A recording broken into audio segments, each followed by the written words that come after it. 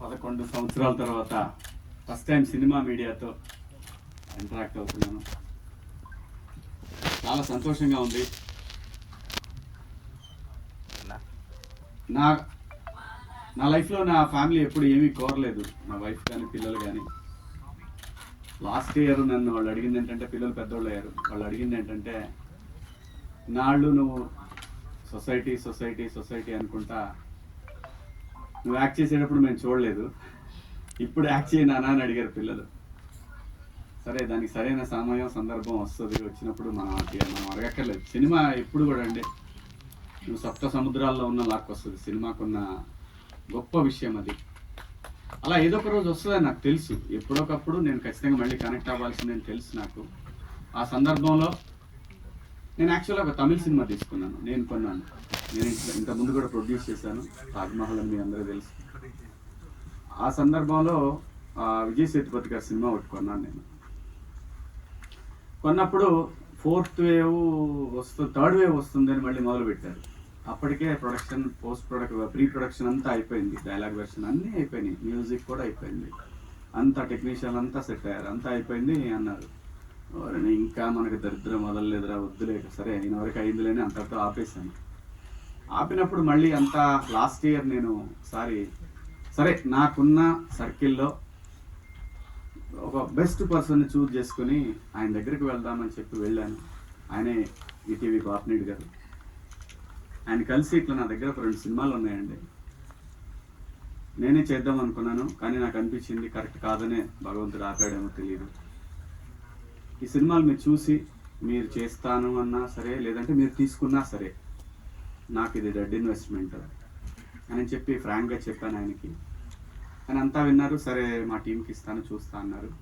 అన్న తర్వాత చాలాసేపు చాలా ఆప్యాయంగా మాట్లాడారు. మాట్లాడిన తర్వాత నేను నాకు మాట చెప్తా, శివాజీ చేస్తావా అని. చెప్పండి సార్, నువ్వు యాక్ట్ చేయవయ్యా అని అన్నారు.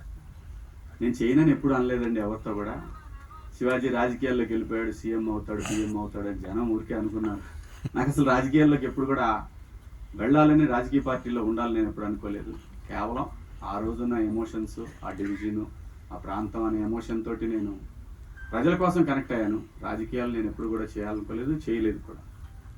సో నన్ను అలా ఇంకా శివాజీ రాడు సినిమాలు చేయడానికి అని చాలామంది అనుకున్నారు కాబట్టి అలా అవాయిడ్ అయిపోయానండి నేను.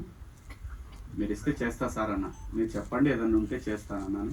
ఒక 1.5 month 2 months తర్వాత ఒకరోజు ఈటీవీ నుంచి కాల్ వచ్చింది. ఆయన పేరు సత్యనారాయణ గారు. ఒకసారి సాయి కృష్ణ గారిని కలుస్తారా అని అంటే, అప్పుడు మన నితిన్ గారు వాళ్ళు కలిసాను నేను. కలిసినప్పుడు వాళ్ళు ఇట్లా ఒక కథ ఉంది వినండి మీరు అని చెప్పి నాకు కథ వినిపించారు. అదే 90s #90s middle class biopic. చాలా బ్యూటిఫుల్ స్క్రిప్ట్ అండి. వెంటనే నేను విన్న తర్వాత జస్ట్ 10 minutes తర్వాత చెప్పాను.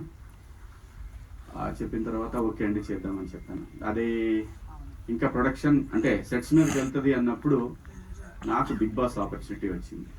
కానీ యాక్చువల్గా ముందు ఇదే నేను యాక్ట్ చేయటం ఫస్ట్ ఇదే. కాకపోతే మళ్ళీ రీఎంట్రీ స్క్రీన్ మీద మాత్రం బిగ్ బాస్లో కనిపించాను అందరికి. సో బిగ్ బాస్ వచ్చింది తర్వాత వీళ్ళకి కూడా చెప్పాను, ఇట్లా బిగ్ బాస్ వచ్చిందండి, మరి నాకు పలానా రోజు అడుగుతున్నారు, మీరు ఆలో ఫినిష్ చేయమంటే చేశారు. 90s షూటింగ్ స్టార్ట్ అయింది. నా వల్లనే తొందరగా స్టార్ట్ చేశారు, నా కోసమే స్టార్ట్ చేశారు తొందరగా. అందరూ అనుకున్నట్టు, చాలామంది అనుకున్నట్టు ఈ క్రేజు అది ఇది ఏమంటే నేను ఎప్పుడు ఇలాగే ఉన్నానండి. నేను వచ్చిన రోజు నుంచి నా లైన్ నేను ఎప్పుడు దాటలేదు. ప్రతి ఒక్కళ్ళు అర్థం చేసుకోవాల్సింది ఏంటంటే, మనకంటూ ఒక టైం రావాలి, వచ్చినప్పుడే జనానికి మనం కనెక్ట్ అవుతాం. కొన్ని సందర్భాల్లో ఎందుకో మనకు తెలియని వాళ్ళు కూడా మన గురించి చాలా బాగా తెలిసినట్టు, మన పక్కింట్లో ఉండి చూసినట్టు మాట్లాడుకుంటుంటారు.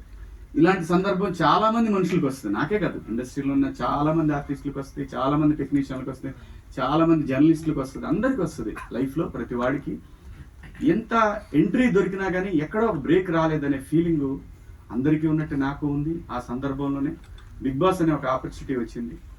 సో దాంట్లో నా క్యారెక్టర్ చూశారు అందరూ. నేను రియల్ లైఫ్లో కూడా ఇలాగే ఉంటాను. నాకు వచ్చింది నేను ఎప్పుడు నా చుట్టూ ఉన్న వాళ్ళకే పంచాను. ఆ విషయంలో నన్ను బాగా దగ్గర తెలిసిన మీడియా మిత్రులందరికీ తెలుసు. నాకు ఎంతోమంది అవకాశాలు ఇస్తే నేను నా చుట్టూ ఉన్న వాళ్ళకి చాలామందికి అవకాశాలు ఇచ్చాను. అందుకే నేను ఫ్లోలో అన్నాను, నాకు అది ఇష్టం, బతికించు నీ చుట్టూ ఉన్నవాళ్ళు. ఎందుకంటే బతకడమే కష్టమైపోయిన ఫ్యామిలీ నుంచి వచ్చిన మనిషిని కాబట్టి, బతుకు వీళ్ళకి తెలుసు కాబట్టి ఈ రోజు కూడా నేను నమ్మేది ఒకటే, నీకు ఉపయోగపడినా పడపోయినా నీ చుట్టూ ఉన్న వాళ్ళకి ఎవరికైనా ఉపయోగపడిద్దా? పిల్లలకు కూడా అదే చెప్తాను నేను. నాన్న అది మనకి దూరంగా ఉన్నా సరే వాడికి ఉపయోగపడిద్దా, చేసేద్దాం, మనకి తర్వాత వేరే వాడు చేస్తాడు మనకి. ఆ పద్ధతిలో ఉన్నాను కాబట్టి దేవుడు ఈ రోజున అదేనంటాను, నమ్మి నిజాయితీగా ఉంటే ఎప్పటికీ సక్సెస్ ఏదో ఒక రోజు, ఆఖరికి నువ్వు 80 సంవత్సరాల వయసులో ఉన్నా కూడా నీ దగ్గరికి వస్తుంది. అది ఈ భూమి మీద నువ్వు బతుకున్నప్పుడు ఆ సక్సెస్ నువ్వు చూస్తావు.